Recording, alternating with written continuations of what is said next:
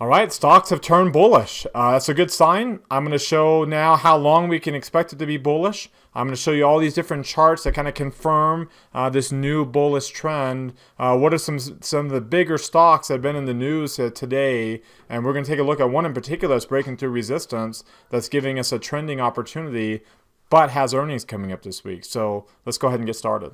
Today is Wednesday, May the 9th, 2018. This is the Market Outlook from MarketScholars.com. My name is David Settle. Thank you very much for watching tonight. Welcome to those of you who are watching us for the first time. Glad you found us. Keep coming back for more. Subscribe to our YouTube channel by mousing over our logo in the bottom right corner of this video. Click on that red subscribe button.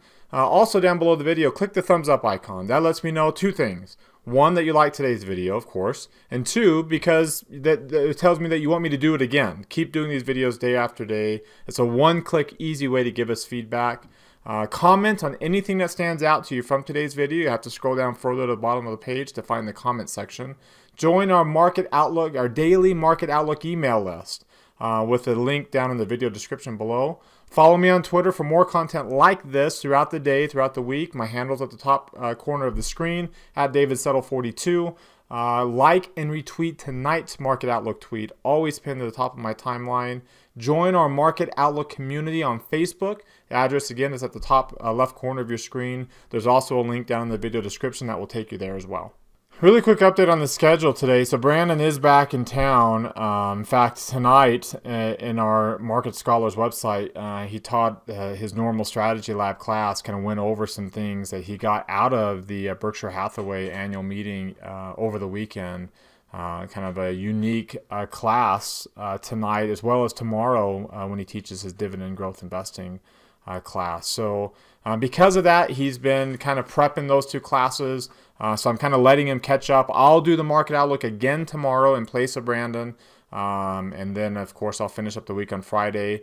And then Brandon will be doing the Market Outlook all next week as I'll be out of town. So look for him to do it. So I'm doing it all this week as he kind of catches up from this great meeting and gives us some great info in our classes here this week, in his classes. And then, of course, he'll be doing it all next week. All right, let's start off with the S&P 500 with the market forecast indicator. You can see, again, we're rising like all the others. The intermediate posture has been above 50. That started our move. The near-term line, after getting the spike in the momentum line to kind of help give us a signal here on this kind of morning star candlestick pattern, we've now since got the near-term line to help confirm it too. Another day in the reversal zone, obviously another day above 50, all positive in that regard in terms of solidifying this bullish posture, which you can see is broken out of this little range that we talked about how we needed to break out of there. And now breaking above that trend line, like the Russell, like the NASDAQ, we've broken above that trend line. We've broken above that near term, the previous near term peak that we struggled the last couple of days to get through. Still not quite above that one yet, but we're going to have multiple now. We're going to have that near-term peak there, these two that we're going to have to get above before eventually that one up here. So, and there's another near-term peak in this area. So we've got, all in here, 1, 2, 3, 4 near-term peaks, all between 27.15, 27.10 up to about 27.85 in that area. About 75-point range where there's going to be some mucking around. We're going to have multiple peaks that we're going to have to work our way through. But getting above the first one was what's needed, and getting above that trend line, breaking out of this little coil, is kind of what we've been waiting for and anticipating on the Market Outlook video. We finally got that today. So strong trend, and again, the expectation is 1 to 3 months. Considering market sentiment now is rising, it's still below 50, but rising closer to the 3-month time frame. Now, I don't think we're going to get this kind of a 3-month, right? I don't think, we're going to get this, time frame where the intermediate, you can see during this whole run when we turned dark green, that was 5 months that with only a few areas of shaded red, and that was it, of really weak bearish postures. You can see one right there, one right here, and one right there, and you can see it up there. So I don't think we're going to get that kind of a move. But we're kind of out of this dark pink, sprinkled in with lighter green and all of that. Now we're kind of breaking out of that, and the moving average has turned green again after only a couple smatterings of green here and here. And you can see when you turn green for a while, we could stay bullish for a while.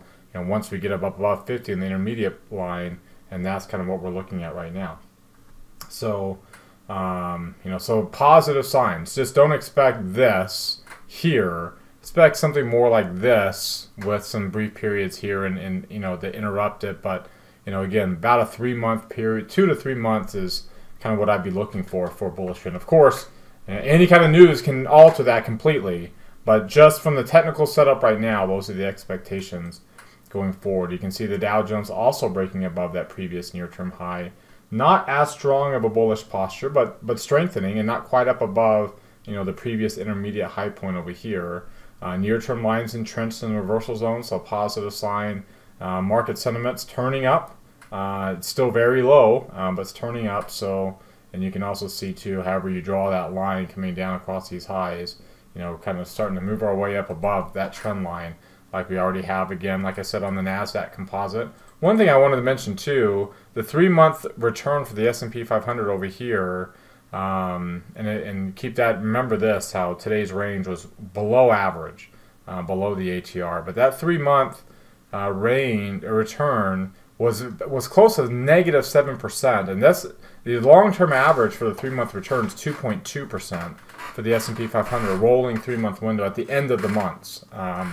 Not day by day, but at the end of the month. So 3 periods, beginning of 1 month to the end of the month, and then rolling that every time we get to an end of the month. So we won't get a new one now until the end of May. But you can see that that's a good, that's a good return, and we're getting up to that long-term average, coming off of negative 7. So now, we'll probably get past 2.2 eventually, and that's another reason why I think, in terms of 2 to 3 month return, that will start to move that 3-month return up higher as well. There's your NASDAQ composite. You can see how we're breaking up into the upper reversal zone now. We're up above 80, so strong bullish posture. Intermediate near-term line confirms that posture. Breaking up above the prior near-term peak. So the S&P 500 and the Dow are just barely getting above this one. The NASDAQ got above the one before that. So, another positive sign for stock sentiment. And you can see the Russell 2000 has done the same thing with its breakout, also getting above that trend line and also breaking above not only the previous near-term high that the large cap index has just barely got above, but the one before that as well. And you can see intermediate line up above 80, so strong bullish posture. Market sentiment's above 52, so it's already, you'd expect now all the other indexes to catch up to it. And of course that near-term line just entrenched in the reversal zone. So it doesn't look like we'll get a bearish posture anytime soon. Now remember, if you're watching the video on our blog, I ask for 3 clicks to tell me that you want us to keep doing these videos day after day. You can do it right now while you're watching the video, but those 3 clicks are to like the tweet here on Twitter, so you don't even have to go to Twitter. You can do it right here from the blog post. You can like the Facebook page, and you can see I'm still kind of a little surprised that we have more people with Twitter accounts than Facebook accounts. But to like the Facebook post, and then like it here on the blog. Those 3 things, like I said, tell me you want us, that you like the content, you want us to do it again. Those 3 clicks also tell Twitter and Facebook that that you like this content, that you want them to keep pushing you this stuff from our my account, Brandon's account, Market Scholars account, all tied to this. And then I get the benefit because then now Twitter and Facebook continue to push, especially Facebook, continues to push this stuff to everybody who follows me because of the engagement it's getting. So everybody wins. Hopefully everybody wins. Now remember too, you can subscribe to our site by coming up here and clicking on that subscribe button there for free. We're still building out the site, and we're still kind of in beta mode. We don't officially launch until July, but you can subscribe to the site up there in the top right corner of the screen. So today's move has now got us easily up above the 50-day moving average now. So that green arrow, now we still got 2 more days, so we're not out of the woods, but closing above the highs of the past 2 weeks with these long lower shadows. Another positive technical signs. They've been increasing. Monday we had a lot. Tuesday, yesterday we got some more. Today we're kind of really getting these signs that show that things are turning around, that we're looking more bullish. You can see the MACD is turning up and heading back up. I don't think it's going to go back up to these levels, and those are really, really high levels, but turning up nonetheless and giving us some opportunity there. When you look at the 3 green arrow chart, of course, we got 3 green arrows, 1, 2, 3, MACD, stochastics, moving average. Moving average is rising, we're above it, that's why it's green there. And then you can see here on this chart how we're getting up above these previous highs and this downward sloping trend line. But you can also see the MACD crossing up above 0, the stochastics crossing above 50. So, you know, now we've kind of got all these signs all put together. As much confirmation as we needed that we have turned the corner and turned bullish, we've got them. Now, of course, news can change a technical picture. But barring anything unexpected that the market's not currently trying to price in as it is, because the market's always trying to price in expectations, right? So if something unexpected comes out that the market's not trying to price, if something comes out that the market's already been trying to price in, then there's not going to be any change, right? But if something comes out that the market's not been trying to price in, that can throw all this out the window. But that would, you know, of course, take something significant, especially to break through these lows right now. The way it is. You can see the moving averages, the 8-day is now above the 17. You got that, you know, perfect combination of price, the 8-day, the 17-day, and the 30-day, and the 8 and the 17 are both above the 30. They're all rising. So, you know, again, we really can't get more bullish a pattern. We've been getting progressively more bullish, especially coming off of Friday's candle. In every market outlook video, it's been getting more progressively bullish as we talk about, you know, the things that we've needed and we've got them, and we've needed this and we've got them. And now today we're kind of getting those last few things that we needed to really solidify the expectations of a multi-month intermediate run. You can see from on an intraday basis that we did get a higher high from green to orange. We got a higher high, and then there's the lows, this green to that orange, a higher low point. We broke up above last week's high finally. We were kind of stuck in the middle today, but you see the breakout there, how we really busted on through with some good volume here in the afternoon, a lot of buying volume after being relatively quiet during this sideways range. We weren't going anywhere early in the day, but bam, busting on through and getting up close now to 270. You can see getting close to the 4-week high point. Now, you know, when the high's over here and the low's over here, that's not the most bullish pattern. You can see how we're kind of newly bullish here. When you've got a good, strong trend going, this multi-month intermediate run going, you'll see the lows over here and the highs over here. So we don't have that yet. We're getting close to the high, but the low is still over here too. So, you know, eventually this is going to rotate down through, and, you know, that's going to be a high point, the low point for the while. Unless we come down and push lower, which we're not anywhere close to doing, that's going to be the low point for the next, 15 days or so, until that pushes outside the 20-day window on this end. And you can see here, this one's going to go off here in a matter of 4 or 5 days. By next week, that one's going to go off. And we're going to be, looking at 270. Depending upon what happens here, 270 is our high. You can see that's why we kind of stopped here at 270. 271 and a quarter is kind of our next layer of intraday resistance. Remember how the volume, how the ATR showed that we were below average on the volume today. You can see the volume is dropping as well, below average and continuing to drop. Remember, that's not a bad sign. It's actually a good sign to have average volume falling and getting back to relative low level. When you look at them on a 2-year basis, here's the ATR relative to price now. So this isn't absolute ATR. This is relative to the current price, how it's continuing to drop to lower levels. Still got a long ways to go. And volume still has a long ways to go to get to, the low end of the last 52 weeks, in this case, the last 2 years. But you can see just looking at the last 52 weeks, got a while to go to get to that level of continued lower than average volume is what will get you there. So that's not going to be a bad thing for that to happen. If you look at volatility here, the volatility index, you can see how we're pushing down towards that 12.5. That was the old highs that we had before we kind of busted through. We're starting to move our way down towards those old highs and really pushing down, you can see, to lower lows according to the MACD and stochastics. And then, of course, looking at the VIX relative to VXV, and look at that. We haven't been at 85 on VXV in a very long time, since back here when we were stuck in the lower end of this really good bullish range. Things started to pick up a little bit in January. We were still pretty bullish, but then in late January, we pushed through the bullish side, through the neutral area, and out the bearish side of things. We've been on the bearish side of things for so long and kind of stuck in this neutral area and working our way down. Well, today, finally getting down into the sweet spot for the bullish area. So another sign that this kind of bullish breakout is you can expect it to be more sustained than what we've seen during this ups and downs over the past couple of months. So to summarize the market posture from the market forecast indicator and these other technical indicators, we have a bullish posture. It's set. It's strengthening.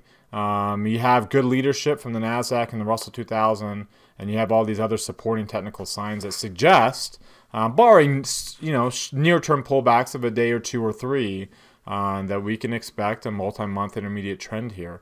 Now, is it going to be as strong as we've seen in 2017? Most likely not. Because we got a lot of resistance to work our way through now because of this market sentiment pullback that we've had. But that doesn't mean that we can't continue to push our way up with a bullish bias through a series of higher highs and higher lows. So what do you think? Do you agree? Do you disagree? Click on the top right corner. You see that poll that just popped out there. Click up there and tell me. Vote whether you agree or disagree with this market posture. If you disagree, remember to comment down below. Love to hear your thoughts or anything else that you see that would suggest differently. All right, now let's focus on what's driving the price action today and take a look at the asset classes and how they performed. You can see the S&P 500 had the again, this is from the open, so it doesn't include any gaps here in the early morning, but you can see that the S&P 500 from today's open had the best performance, with crude oil rising too. You can see what the market leadership is right now. Small cap stocks lagged behind. They've been an outperformer for so long, but they lagged behind the S&P 500 some late strength, and that you can see how it impacted things. That late strength, high yield bonds rallying into the close. Up above, there's your midpoint right in this area here. That's about where preferred stocks, foreign bonds, long-term bonds, again, your interest rate area is coming down. One thing that really lagged behind, again, continues to kind of be pressured by some strength in the dollar and geopolitical issues, is EEM. With all the strength that we had today in risk appetite, that wasn't the case with emerging markets. They've really lagged behind. You can see gold also kind of flat on the day until the dollar gained some strength, and that also put pressure on gold. Interestingly enough, from a news perspective, you had not a whole lot. You had the PPI come out, wholesale inflation, as well as inventory data, and the petroleum report helping push crude oil prices higher. You can see it's interesting that with the PPI being down a little bit, see how inflation on a year-over-year basis fell down on both of these marks, and from a graphical standpoint, here's the year-over-year changes. So a little bit of a reprieve. Now, we had a reprieve a few months ago too, so that doesn't mean the trends change. So don't put a lot of stock into that. And you notice the bond market or futures market actually didn't, and the odds of a rate hike in that fourth rate hike by the end of the year are ramping back up to almost 47%, over 46%, actually over 47%. So getting closer to that 50% mark that we were before. More than a week ago, we were a little bit above 50%, but now kind of working our way there with GDP estimates coming out today and staying up in 4%. Now, we've got a long ways to go before the advanced figure. I mean, we just barely got the advanced figure for Q1. This is the advanced figure, the estimates for the advanced figure in Q2. We've got a long ways to go, but holding still, at 4% is a positive sign. And that's why you see, again, the market's kind of shrugging off that low inflation number. But at least, the low inflation number gave some rise to investor sentiment. With the technical picture leaning to the upside too, nothing in today's news impacted that technical picture, which is pointing to the upside. I wanted to show you this chart here really quick because of that kind of abnormal weakness in emerging markets. Where some of that's coming from. Now you notice China, we're above now an upward trending moving average, so that line's going to turn green here. It hasn't been the case for a while. The intermediate line's below 50, but starting to rise again. Brazil has been a really weak performer, giving us a cluster here last week, giving us a bullish engulfing candlestick pattern today and starting to rise. Still in the lower reversal zone, but starting to rise. Mexico as well. A cluster of clusters can be a positive sign eventually. There's your weakness in the emerging markets, whereas from a developed market, Canada's rising. The UK is bouncing off of its moving average and taking off, so you can see where their relative strength is. Both their moving average, both their intermediate lines are up above 80. Same with Australia, and these are very commodity. These two in particular, very commodity based. Now these two are as well. So if crude oil starts to show some strength, you can see where things are going to rotate into. But right now, there's your developed markets that are gaining some strength. Japan, which had been strong, is starting to show some relative weakness, closing pretty sharply below the moving average there. So you can even see from an Asian perspective the shift between the developed market to emerging market. China, as big as it is, still considered in that perspective, in that realm, emerging market. Now our sector performance, the top performer today, energy, financials, materials. Energy, materials, there's your dollar sensitive areas. Technology and financials have been relative winners here. There's your S&P 500 in the middle, so everything's kind of matching the S&P 500, and all your safe haven areas lagging behind. Utilities, as weak as it was yesterday, look at the continued weakness on utilities down here. The intermediate line falling back now, bearish posture, getting below a downward, right now it's an upward trending moving average, but you can see that line's going to turn here in a little bit. Staples continuing to show a bearish posture as well, but again, cluster of clusters and starting to lead. So there's, yes, it's underperformance, but it's not, the weakness, the relative weakness is in utilities, not in staples. Staples is just weak, and that is not going up yet. But at least it's not falling anymore either. It's kind of basing and working its way. I mentioned the sectors that were starting to show some relative signs of strength. We looked at XLF with yesterday's trade idea. There's materials. You can see how it's getting above its moving average. And then your big winners right now are technology with a strong technology, energy, and discretionary with the intermediate lines up above 80, so showing strong bullish postures, and now up above rising moving averages. You can see this utilities and real estate, there's a little discrepancy here. It's not necessarily an interest rate story, as utilities has really kind of fallen off the cliff. But real estate has got a strong bullish posture with a rising moving average. So it's not an interest rate sensitive area. Another one of those signs. I wouldn't put a lot of stock into that continuing to outperform on a relative basis, but you can see it's showing some strength on an absolute basis. But your bearish areas are your traditional safe haven areas. Healthcare, utilities, staples, all with bearish postures right now. And healthcare is below 50 on the intermediate line. Utilities is working its way now towards 50 and getting close to showing bearish postures. Industrials is working its way up. It's still got some time to get above 50. And you can see materials and financials both just barely crossing above 50 and working our way. So you can see where the leadership is, and you can see where the value is and where the relative weakness is right now among the major U.S. sectors. There's a few stocks I wanted to highlight in these sector areas showing the weakness, and Walmart being one. This is a trade that we've had going on as a bull put perspective, looking at that basing pattern. But with today's news coming out that they are purchasing an Indian retailer, online retailer, Flipkart, if I recall. Flipkart? Let's see. Where is it? Yeah, Flipkart. You can see it didn't have an immediate positive reaction. In fact, fell back down. There's a lot of support in this area, so it's not looking like it's going to necessarily can enter a significant bearish trend, other than continuing the relative weakness it's already had, and that put pressure on that consumer staples area and why it continues to stay down. But you can also see, as big as the drop that was, everything else holding up enough for the sector to still show some gains in the stock, in the area.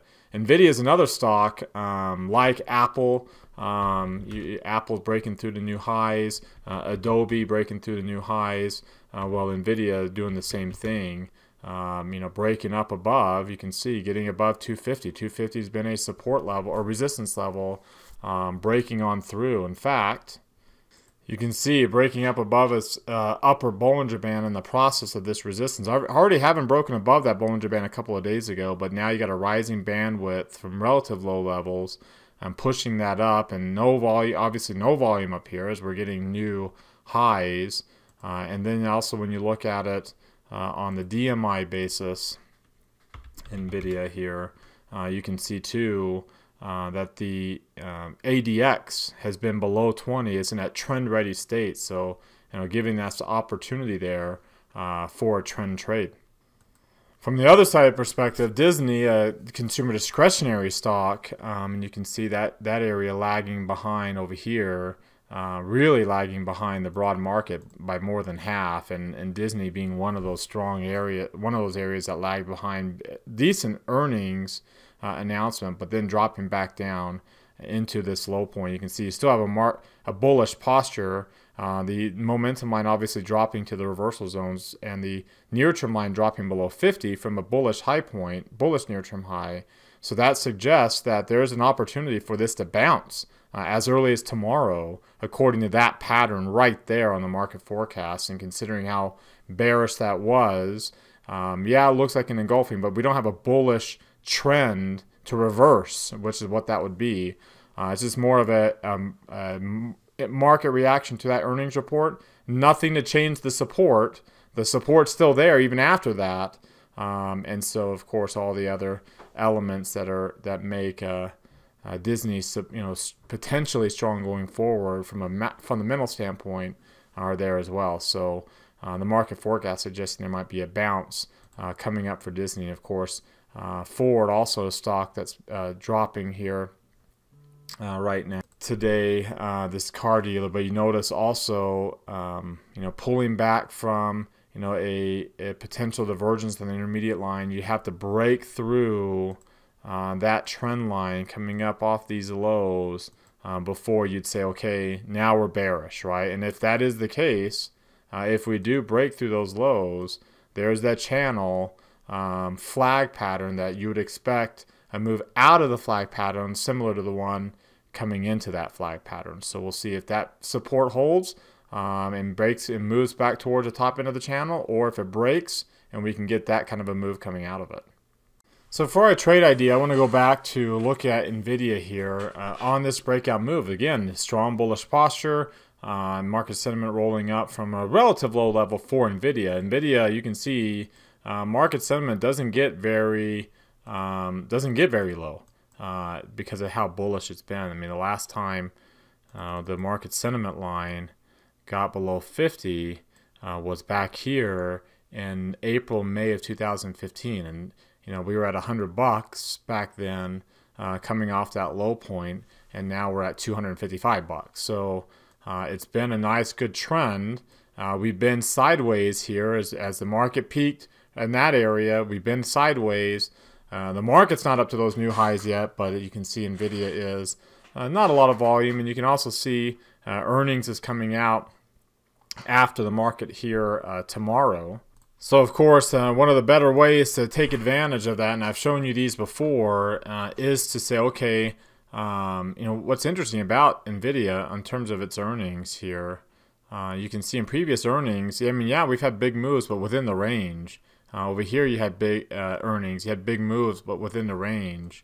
If I come back out, let's see, I need to zoom out here. You can see, that was a big move that broke us through resistance. We were so tight there, breaking out.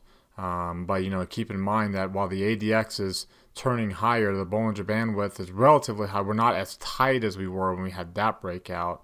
whenever we've had these kind of moves, we get earnings announcements, we kind of stay in the range, at least initially, unless we're really tight heading into that earnings, which we're not this time. So, according to precedent, when we had good moves heading into earnings, we kind of stay within the range of that. And of course, as you know, one way to trade that is say, okay, let's bracket the expected range. The expected range is about at the money right now is about $17. So if we were to go, away from there, plus or minus $17, right? So you'd have to go some on the top and some on the bottom. You can see here's an expected range. You're looking at 266 on the top end and 246 on the other end.